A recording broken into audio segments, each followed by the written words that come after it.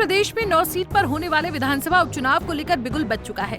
सभी सीटों पर एक साथ 13 नवंबर को वोटिंग होगी और 23 नवंबर को मतगणना के साथ नतीजे घोषित हो जाएंगे। चुनाव आयोग ने यूपी की 10 विधानसभा सीटों में से 9 सीटों पर उपचुनाव का ऐलान कर दिया। इसी कड़ी में प्रयागराज की फूलपुर विधानसभा सीट पर भी मतदान होना है। करीब 4,07,000 से अधिक मतदाता एक नया विधायक चुनेंगे।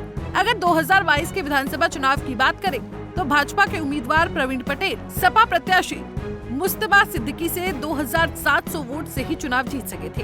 हालांकि समाजवादी पार्टी ने एक बार फिर मुस्तफा सिद्दीकी पर भरोसा जताया है और बसपा ने शिव बरन पीसी को प्रत्याशी बनाया है। जिलाधिकारी ने आज एक प्रतिवार्ता को संबोधित करते हुए कहा कि बेहद शांतिपूर्वक तरीके से पूरा चुनाव संपन्न किया जाएगा।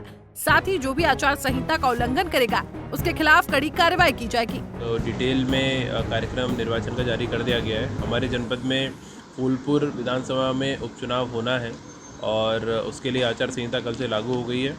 जो पूरा कार्यक्रम है 18 तारीख से नॉमिनेशन शुरू हो जाएगा जो 25 तारीख तक चलेगा और इसमें जो मतदान का दिनांक है वो 13 नवंबर रखा गया है और 23 नवंबर को मतगणना संपन्न होगी।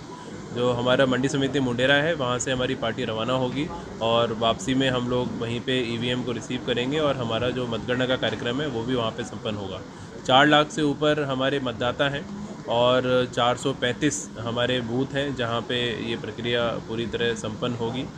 सभी व्यवस्थाएं हमने पूर्व से कर ली हैं, सभी ट्रेनिंग्स पहले से करा दी है। पर्याप्त मात्रा में हमारे पास कार्मिक हैं। आज हमने प्रभारी अधिकारियों की और राजनीतिक दलों की बैठक आपकी प्रेस ब्रीफिंग के बाद में रखी है, तो उनको भी डिटेल में हम लोग ये कार्यक्रम की जानकारी देंगे और सकुशल निर्विघ्न रूप से निष्पक्ष चुनाव हम लोग संपन्न कराएंगे। फूलपुर कॉन्स्टिट्यूंसी में उपचुनाव की घोषणा हो चुकी है। उसके संबंध में टोटल जितना भी निर्वाचन क्षेत्र है उसके अंदर जो भी आचार संहिता के नियम है उसका अनुपालन कराया जाएगा। इसके संबंध में सभी को निर्देशित करा गया है। साथ ही साथ सुरक्षा की दृष्टि से जितने भी सेंटर्स है हमारे सबको चिन्हित किया गया है और पोलिंग सेंटर्स पे जो मानक है उसके अनुसार ड्यूटी लगाई जाएगी। साथ ही साथ अभी जो प्रोसेस रहेगा उस पे आचार संहिता के अंतर्गत जो भी LOR चीज़ें होती है उस पर आवश्यक कार्रवाई की जाएगी, निरोधात्मक कार्रवाइयाँ की जाएगी और जितने भी हिस्ट्री शीटर्स हैं सभी पे सतत निगरानी रखी जाएगी। कोई भी चुनाव को प्रभावित करने की अगर किसी की संभावना है तो उसके विरुद्ध कानूनी कार्रवाई की जाएगी। साथ ही साथ जो अवैध शस्त्र और लिकर और जो भी चुनाव को प्रभावित कर सकते हैं ऐसे चीज़ें उन पे भी हम लगातार चेकिंग करेंगे। इसके लिए फ्लाइंग और सभी की व्यवस्था की जाएगी। टोटल 38 सेक्टर और 4 जोन में इनको डिवाइड किया गया है जिसमें जोनल और सेक्टर पुलिस अधिकारी की भी ड्यूटी लगाई जाएगी। तो पूर्ण रूप से पुलिस का बंदोबस्त किया जाएगा और चुनाव को शांतिपूर्ण और निष्पक्ष तरीके से किया जाए, इसको सुनिश्चित किया जाएगा। आपको बता दें कि अयोध्या की मिल्कीपुर सीट पर फिलहाल उपचुनाव नहीं होगा। जिन सीटों पर वोटिंग होगी उनमें मैनपुरी की करहल, अलीगढ़ की खैर, बिजनौर की मीरापुर, प्रयागराज की फूलपुर, गाजियाबाद की गाजियाबाद, मिर्जापुर से मजवा, अम्बेडकर नगर की कटेहरी, संभल की कुंद्रकी और कानपुर की सीसामऊ सीट है।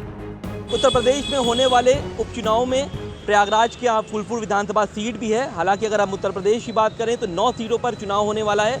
फूलपुर विधानसभा सीट की बात करें तो तकरीबन 4,07,000 से अधिक जो हैं वो मतदाता हैं।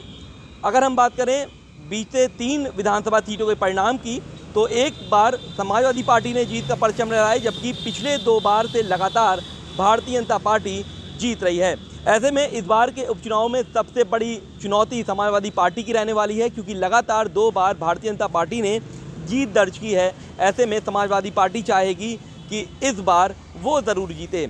अगर हम जिला अधिकारी की बात करें तो उनका साफ तौर पे कहना है कि कोई भी अप्रिय घटना ना घटे इसके लिए टीमें गठित की गई हैं। नामांकन प्रक्रिया की अगर हम बात करें तो 18 तारीख से लेकर के 25 तारीख तक नामांकन की प्रक्रिया है। 28 तारीख को जांच होगी, जो नामांकन के पत्र हैं उसकी जांच होगी। 30 तारीख को नामांकन की जो लोग करे रहेंगे वो नाम वापसी का दिन रखा गया है। 13 तारीख को चुनाव होगा और 23 नवंबर को चुनाव के जो परिणाम है वो घोषित हो जाएंगे। ऐसे में संवेदनशील और अति संवेदनशील बूथों पर भी निगरानी रहेगी। अब देखना दिलचस्प होगा कि फूलपुर उपचुनाव कौन जीता है, कौन सी पार्टी जो है वो बाजी मारती है। वीडियो जर्नलिस्ट संगीत उपाध्याय के साथ सैयद आकिब रज़ा, पंजाब केसरी टीवी, प्रयागराज। हमसे जुड़े रहने के लिए हमारे YouTube चैनल को सब्सक्राइब करें और नई वीडियो की नोटिफिकेशन के लिए बेल आइकॉन को दबाएं।